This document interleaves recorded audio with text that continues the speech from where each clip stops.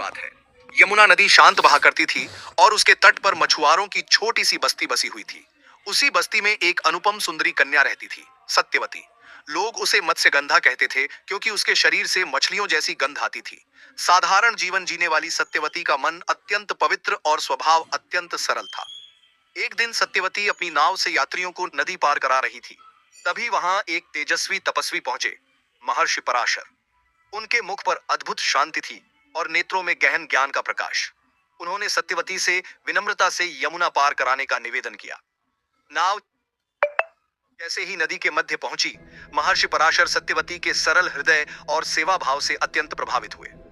उन्होंने ध्यान लगाकर उस क्षण का योग देखा और बोले, पुत्री, यह क्षण अत्यंत दुर्लभ है।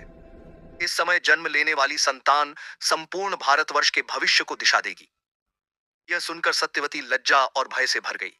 तब महर्षि पराशर ने उसे आश्वासन दिया, तुम निश्चिंत रहो, मेरे योग बल से तुम्हारी पवित्रता अक्षुण्ण रहेगी और यह रहस्य सदा सुरक्षित रहेगा। क्षण भर में यमुना का तट दिव्य प्रकाश से भर गया। प्रकृति स्वयं साक्षी बनी।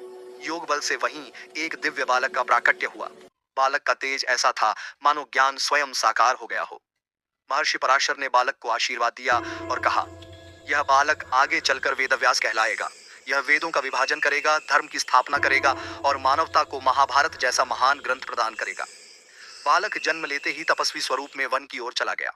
आगे चलकर वही बालक महर्षि वेदव्यास बने, जिन्होंने वेदों को 4 भागों में विभाजित किया, पुराणों की रचना की और महाभारत जैसा अमर महाकाव्य संसार को दिया।